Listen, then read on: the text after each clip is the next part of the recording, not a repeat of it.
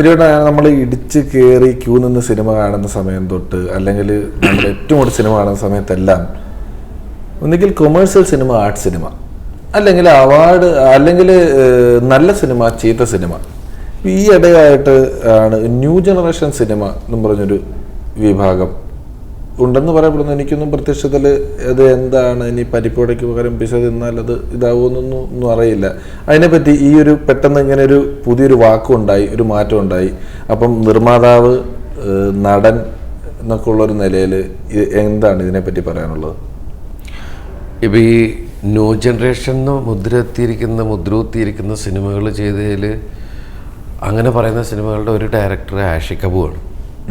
ആഷിഖ് അബു തന്നെ ദിലീപേട്ട ഈ പേരാരെ കൊണ്ടെന്ന് എന്നോ ഇല്ല അറിഞ്ഞൂടാ, ഈ സിനിമയ്ക്കകത്തുള്ള ആൾക്കാരല്ല ഇത് പറയണത്, പുറത്തുനിന്ന് കുറേ ആൾക്കാർ അതിനെ ബ്രാൻഡ് ചെയ്യാണ് ന്യൂ ജനറേഷൻ എന്ന് പറഞ്ഞിട്ട്.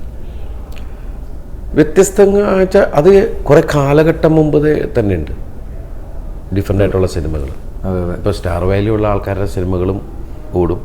അതല്ലാണ്ട് കുറേ സിനിമകൾ ഇപ്പം ഇതിനു മുമ്പേ നമ്മളുടെ ഇപ്പോൾ കഴിഞ്ഞ ദിവസം കമൽ സാറായിട്ടൊരു ഇൻ്റർവ്യൂവിൻ്റെ സമയത്ത് കമൽ സാർ സംസാരിക്കുന്നത് ഇത് നേരത്തെ ഉണ്ടായിരുന്നു. ഇപ്പോൾ വേണുവേട്ടൻ, ഭാർഗവ് സാറ്, അവരെയൊക്കെ വെച്ചിട്ട് വേറെ തരത്തിലുള്ള സിനിമകൾ നടന്നിരുന്നു.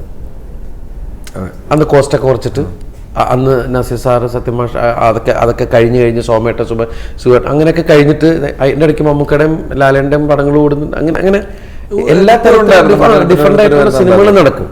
അപ്പോൾ പുതിയ സംവിധായകർ വരുമ്പോൾ അവർ ഡിഫറെൻ്റ് ആയിട്ട് എന്തെങ്കിലും വേറെ തരത്തിൽ മാറി ചിന്തിക്കുമ്പോഴേക്കും ഉടനെ അത് ഒരു സ്റ്റാമ്പ് അടിച്ചു കൊടുക്കുന്നതിൽ എന്താണെന്ന് മനസ്സിലാവണില്ല. ഇല്ല, ഈ കൂടുതൽ കളക്ഷൻ വരുന്നത് ഇപ്പം മെട്രോ സിനിമ പല രീതിയിൽ ഇതിന് മുദ്ര കുത്തുന്നുണ്ട്. അങ്ങനെ സിനിമകളെ മെട്രോ സിനിമ അങ്ങനെയൊക്കെ ഉണ്ട്. ഇപ്പം ഈ മായാമോഹൻ ഇപ്പം ഇത്രയും കാര്യമായൊരു വലിയ വിജയം, അതിൻ്റെ ഏതൊരു പ്രിന്റഡ് മാഗസിനിൽ വന്ന ഇൻ്റർവ്യൂവിൽ പെണ്ണായി ഒരുങ്ങിയപ്പോഴാണ് പെണ്ണുങ്ങളുടെ കുറേ കഷ്ടപ്പാടുകൾ ഞാൻ മനസ്സിലാക്കിയെന്ന് പറഞ്ഞു. അത്രയും ഭയങ്കര കഷ്ടപ്പാടുകളായിരുന്നു അതിൻ്റെ, അല്ലെങ്കിൽ എന്താണ് കേരള പെണ്ണുങ്ങൾക്ക് ഇത്ര കഷ്ടപ്പാട്? പെണ്ണുങ്ങൾക്ക് നല്ല കഷ്ടപ്പാടുണ്ട്. കാരണം എന്ന് വെച്ചാൽ അല്ല ഒറ്റയ്ക്ക് ഒരു പെൺകുട്ടി റോട്ടിൽ പെട്ടാലുള്ള അവസ്ഥകൾ ഇപ്പം എല്ലാവർക്കും ഉണ്ടല്ലോ. കാണാൻ കൊള്ളാവുന്ന ഒരു വസ്തു കാണുമ്പോൾ ഒന്ന് തൊട്ടു നോക്കിയാലോ എന്ന് തോന്നുന്ന ഒരു സ്വഭാവം നിങ്ങൾക്ക് നമുക്കറിയില്ല. എന്നാലും അല്ല, നമ്മൾ നാട്ടായിപ്പോൾ അല്ലാത്തതുകൊണ്ടൊരു നമുക്ക് വേറെ ആംഗിളിൽ നിന്ന് സംസാരിക്കാം. വേറെ അതുമല്ല, ഞാൻ എന്ത് തെറ്റ് ചെയ്തു ഞാൻ അപ്പോൾ ഞാൻ ആലോചിച്ചു ഇവർക്കൊക്കെ എത്ര വലിയ ബുദ്ധിമുട്ടാണോ. ഞാൻ പറഞ്ഞില്ലേ പുരികം പ്ലക്കാന്ന് ഞാൻ എൻ്റെ മനസ്സിൽ മുഴുവൻ ഇവർ ഭയങ്കര ഹാപ്പി ആയിരിക്കണം. പാർലറിലൊക്കെ ഞാൻ പാർലറിൽ പോവാ എന്നൊക്കെ പറഞ്ഞ് പോണ കാണുമ്പോൾ അവിടെ പോയി കരയാൻ പോണെയാണെന്ന് നമുക്കറിയില്ല. പുരുകമൊക്കെ പിടിച്ച് അങ്ങനെ കുറേ കാര്യങ്ങളൊക്കെ. അല്ലെങ്കിൽ ഈ ദൈവത്തിൻ്റെ സൃഷ്ടിയിൽ മനുഷ്യരിൽ മാത്രമാണ് പെണ്ണുങ്ങൾക്ക് ഭംഗി കൂടുതൽ. ബാക്കി സിംഹം, കൊമ്പനാന, പൂവങ്കോഴി, മയില് തുടങ്ങി ഏത് ജീവിനെ എടുത്താലും മൃഗങ്ങളുടെ ഇത് തിരിച്ചറിയാൻ അറിയില്ല. അല്ല, പക്ഷെ ആണുങ്ങൾക്കാണ് ഭംഗി കൂടുതൽ. പെണ്ണുങ്ങൾ ഈ ചേട്ടൻ പറഞ്ഞതുപോലെ ഇതിന് ശേഷം ജനിച്ചു കിടക്കുന്ന രണ്ടുപേരും ഒരുപോലെയാ. പിന്നെ ഇത്രയും എക്സ്ട്രാ ആക്സസറീസും മറക്കും ചെയ്തിട്ട് ശരിക്കും പെണ്ണുങ്ങള് കുറച്ച് പെണ്ണുങ്ങൾ അധികം മേക്കപ്പും കാര്യങ്ങളൊന്നും ഇല്ലാണ്ട് നല്ല ഭംഗി തോന്നും. ചിലര് കുറച്ച്. പിന്നെ കുറേ ആൾക്കാര് അതൊന്ന് അണിഞ്ഞൊരുങ്ങി വരുമ്പോഴാണ് നമുക്കൊന്നും ഇതൊന്നുമില്ല, നമ്മള് കിട്ടിയെന്ന് പറഞ്ഞത് ഇറങ്ങി കിട്ടിയ ഷർട്ട് വേറെ മേക്കപ്പ് പോകുന്നുണ്ടായിരുന്നു. ഞാൻ പോവും കാണാൻ. അല്ല, ഭയങ്കര ശരീരത്തെ കുറിച്ച് അല്ല, അത് അങ്ങനെ ആവശ്യമുള്ള സിനിമയ്ക്ക് വേണ്ടിയിട്ട് മാത്രമേ പോകാറുള്ളൂ. അല്ലെങ്കിൽ ചിലപ്പോൾ വല്ല ഓട്ടം കാര്യങ്ങളൊക്കെ ഉണ്ടാകത്തുള്ളൂ. സാധാരണ ഒരു മെയിൻറ്റെയിൻ ചെയ്യാനുള്ള ജിമ്മിൽ പോകുമ്പോൾ അതല്ലേ ഭക്ഷണം ക്രമീകരണങ്ങൾ, എന്തെങ്കിലും ഭക്ഷണ ക്രമീകരണങ്ങൾ ഇങ്ങനെ നിത്യപോലെ മറ്റേ കാര്യമായിട്ട് നിർത്തുന്നതിന് വേണ്ടിയിട്ട് പല സിനിമാക്കാരും ഒക്കെ അങ്ങനെ ചെയ്യുന്നുണ്ടെന്നാണ് കേട്ടത്. ഞാനൊന്നും ചെയ്യാറില്ല സത്യം പറഞ്ഞാൽ. സാധാരണ രീതിയിൽ എല്ലാ ഭക്ഷണവും എനിക്കിഷ്ടമുള്ള ഭക്ഷണങ്ങളൊക്കെ ഞാൻ കഴിക്കും. പക്ഷേ ചോറ് കഴിയുന്ന ഒഴിവാക്കാൻ ആഗ്രഹിക്കും ദിവസവും. പക്ഷേ ഞാൻ ചോറ് കഴിക്കും. എനിക്ക് ചോറ് ഭയങ്കര ഇഷ്ടമാണ്. ഏറ്റവും കൂടുതൽ ഇഷ്ടമുള്ള വിഭവം ഏതാ? എനിക്ക് നമ്മൾ ആദ്യം ചോറ് കഴിക്കുമ്പോൾ ഈ പരിപ്പും നെയ്യും കൂടി കൂട്ടിയിട്ട് തൃപ്പൊക്കെ ഇട്ടിട്ടുള്ളൊരു പിടി, പപ്പടവും കൂടെ വെച്ചിട്ട് അതൊരു പിടിയുണ്ട്. ആ സെക്ഷൻ കഴിഞ്ഞ് ഓലനൊക്കെ ഇട്ടുള്ളൊരു അത് ഭയങ്കര ടേസ്റ്റ്. പിന്നെ പണ്ട് അവിയൽ എനിക്ക് ഇഷ്ടമായിരുന്നില്ല. ഇപ്പം അവിയൽ ആയിരുന്നില്ല. ഇപ്പം എനിക്ക് അവിയൽ ഇഷ്ടമാണ്. എന്ത് പറ്റി? അവിയലിന്റെ സ്വഭാവം ഇടയ്ക്ക് നന്നായോ? എന്തുകൊണ്ടാണെന്ന് അറിയില്ല. നമുക്ക് ഈ നമ്മളുടെ സ്വഭാവത്തിന്റെ മാറ്റങ്ങൾ അതെങ്ങനെയൊക്കെ ആയിരിക്കാം. അവിയലിനോട് ഭയങ്കര പെട്ടെന്ന് അവിയൽ കയറി ഒരു അവിയൽ പരുവം, നമ്മുടെ മൊത്തത്തിൽ കാര്യങ്ങൾ അങ്ങനെ ആയതുകൊണ്ടായിരിക്കും അവിയലിനോടൊരു സ്നേഹം. പിന്നെ സാമ്പാർ, നല്ല സാമ്പാർ ഇതായി. പിന്നെ തൈരും സാമ്പാറും കൂടി ഒരു രസം. അങ്ങനെ ഓരോരോ ഘട്ടങ്ങൾ പോലെ അങ്ങോട്ട് അങ്ങനെ പറഞ്ഞപ്പോ കൊതിയായി പോയി സത്യത്തിൽ. എനിക്കും അതെ. ഇത്തരം സംഭവങ്ങൾ കൂട്ടി ഇത് ഭക്ഷണം ഉണ്ടാക്കാൻ അറിയോ എന്തെങ്കിലുമൊക്കെ? ഞാൻ ദോശയൊക്കെ ഉണ്ടാക്കും. സ്പാനിഷ് മസാല പിടിച്ച ഈ പരത്താൻ അറിയാം, ഉണ്ടാക്കി അതുണ്ടാക്കും കറക്റ്റായിട്ട്. ഒരു ദിവസം ഇന്ത്യ ഗവൺമെന്റ് ഒരു തീരുമാനം എടുത്തിട്ട് ദിലീപേട്ടൻ ഒരു തോക്ക് വന്നിട്ട് പറയാണ്, ഇതിലൊരു ഉണ്ടുണ്ട്, നിങ്ങൾക്ക് ഇഷ്ടം അല്ല, നിങ്ങൾക്ക് ഒരാളെ കൊല്ലാം, ഞങ്ങൾ ഒരു നടപടി എടുക്കില്ല, ഒരൊറ്റ ഒരാളെ കൊല്ലാനുള്ള ഫുൾ ലൈസൻസും തരുന്നു എന്ന് പറഞ്ഞാൽ ആരെ കൊല്ലും? എന്നെ പറയരുത്. കുറെ നേരമായിട്ട് ഞാനിപ്പോ പറയാൻ പോയതാണ്.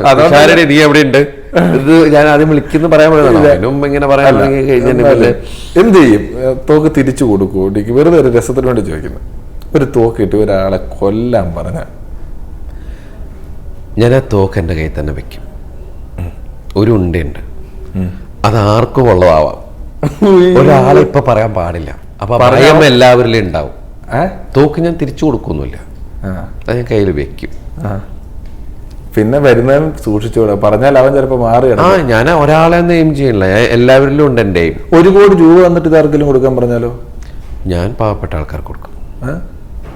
അത് ഉറപ്പായിട്ടും കൊടുക്കും. തോക്ക് മാത്രം കയ്യിൽ വെക്കുള്ളൂ. തോക്ക് മാത്രം കയ്യിൽ വെക്കും. കാരണം ഇപ്പൊ അങ്ങനെ ഒരു അവസ്ഥയിലാണ് കാര്യങ്ങൾ പോകാൻ. ഇപ്പം കേരളം അങ്ങോട്ട് കൈയിട്ട് തരികയാണ്, നേരത്തെ തോക്ക് തന്ന പോലെ. എന്ത് ഭരണപരിഷ്കാരങ്ങളാണ് ഉടനടി വരുത്താൻ പോകുന്നത്? ദൈവത്തിന്റെ സ്വന്തം നാടെന്നാണല്ലോ നമ്മുടെ കേരളത്തെ പറയുന്നത്. ഞാൻ എന്നിട്ടൊന്നും ഭരിച്ച് കാണിക്കും. പക്ഷെ എല്ലാവരും സഹകരിക്കണം. നിങ്ങളൊക്കെ ഇറങ്ങുമ്പോ ഇപ്പൊ കാണുന്നവരെ നമ്മൾ എന്തെങ്കിലും നല്ല കാര്യം ചെയ്യുമ്പോ അത് എതിര് പറയാതെ ചെയ്യാൻ പാടില്ല. നമ്മളെല്ലാവരും ഒറ്റക്കെട്ടായിട്ട് നിന്ന് നമ്മുടെ നാടിനെ ഇവിടുത്തെ കുഴപ്പം. അതാ പറഞ്ഞ അത് പാടില്ല. സ്റ്റേജ് ഷോ ഒക്കെ വരുമ്പോ ഇപ്പോഴും ഇടയ്ക്ക് മാറിക്കുമായിരുന്നു. ഇത് പുള്ളി 2020 ഒക്കെ ഒരു പ്രൊഡ്യൂസർ അല്ലേ, അല്ലെങ്കിൽ ഇത്രയും വലിയൊരാളല്ലേ. പക്ഷെ സ്റ്റേജിന്റെ ബാക്കിലൊക്കെ ദിലീപേട്ടൻ വളരെ ഇതായിട്ട് സാധാരണയായിട്ട് ഇപ്പോഴും ആദ്യം മിമിക്രി കളിക്കാൻ വരുന്ന ആളെ പോലെ തന്നെ ചോദിച്ച് റിഹേഴ്സൽ അത് മൊബൈലിൽ റെക്കോർഡ് ചെയ്ത് കേട്ടോണ്ട് നടക്കുന്നു. പല സിനിമാ നടന്മാരെ വെച്ച് നമുക്ക് ഉത്തരവാദിത്തങ്ങൾ കൂടുതലല്ലേ. നമ്മൾ സ്റ്റേജിൽ നിന്ന് വന്ന ആളാണ്. അപ്പോൾ ആ സ്റ്റേജിൽ നമ്മൾ പെർഫോം ചെയ്യണ കാണാനാണ് അവർ വരുന്നത്. അപ്പോൾ നമ്മൾ അതിന് പോയി നിന്നേ പറ്റുള്ളൂ. നമ്മൾ അത് സിനിമയിൽ ചിലപ്പോൾ റീടേക്ക് ഉണ്ടാവും. അപ്പം കഴിഞ്ഞ ദിവസം ഞാൻ എൻ്റെ മോള് മീനുട്ടി അവള് ഡാൻസിൻ്റെ കാര്യം പറഞ്ഞു. ഞാൻ പറഞ്ഞു, നീ എന്തിനാ ടെൻഷൻ അടിക്കണേ? അല്ല, എന്നെ സൈഡിലൊക്കെ നിർത്തണ്ടോ എന്നൊരു സംശയം. ഞാൻ പറഞ്ഞു, നീ ഭയങ്കര ബോറായിട്ടായിരിക്കും കളിക്കണേ, നീ സാറിനോട് പറയും. ആണോ, അങ്ങനെ പറയാമോ എന്ന് ചോദിച്ചു. അങ്ങനെ വേഗം ചെന്നിട്ട് സാറിൻ്റെ അടുത്ത് പറഞ്ഞു, എന്നെ എന്താ ഇങ്ങനെ സൈഡിലൊക്കെ നിർത്തണേ? സാർ നീ നടുക്കുന്ന് കളിച്ചോ എന്ന് നിർത്തി. അപ്പോൾ അവളെ എന്നെ വിളിച്ചിട്ട് വൈകുന്നേരമായപ്പോൾ കല്യാണി എന്ന് പറഞ്ഞിട്ട് ബിന്ദുവിൻ്റെ മോളുണ്ട്, ബിന്ദു പണിക്കരുടെ മകളുണ്ട് കല്യാണി. അപ്പോൾ ഇവളൊക്കെ ഒരു ക്ലാസ്സിലാണ്, ഒരു സ്കൂളിൽ ഒരു ക്ലാസ്സിലാണ്. അപ്പോൾ ഇവരൊക്കെ ഒരുമിച്ചാണ് ഡാൻസ്. അപ്പം എൻ്റെ അടുത്ത് വിളിച്ചിട്ട്, അതേ എന്നെ നടുക്ക് നിർത്തിയൊക്കെ അപ്പോൾ ജതിയൊക്കെ പറയണ്ട്, വല്ലാത്ത ചതിയായിപ്പോയി. ജതിയുടെ ചതി. ജതിയില്ലാത്ത കൊച്ചിനോട് ഡാൻസ് മോൾ എന്തെങ്കിലും പറയാറുണ്ടോ സിനിമ കണ്ടിട്ട്? അപ്പം ഞാൻ അവളോടത്ത് പറഞ്ഞു, നീ എന്തിനു, നീ ധൈര്യമായിട്ട് കളിക്കേ, നീ ശ്രീപരമേശ്വരൻ്റെ മനസ്സിൽ വെച്ചാണ് ധൈര്യമായിട്ട് ഇറങ്ങിക്കോ, അച്ഛനൊക്കെ പിടിച്ച് നിൽക്കണ കളി കണ്ടില്ലേ, എന്താ കളി എന്നൊക്കെ പറഞ്ഞിട്ട് ഞാനൊരു പറയാ, അത് സിനിമയാ, ഇടയ്ക്കിടയ്ക്ക് കട്ട് ചെയ്യാം, ഇത് സ്റ്റേജാ, ഇതിനൊക്കെ ഇത്ര വിവരമായ എന്നുള്ള കാര്യം പറഞ്ഞ പോലെ നമുക്ക് റീടേക്ക് ഇല്ലല്ലോ സ്റ്റേജിൽ.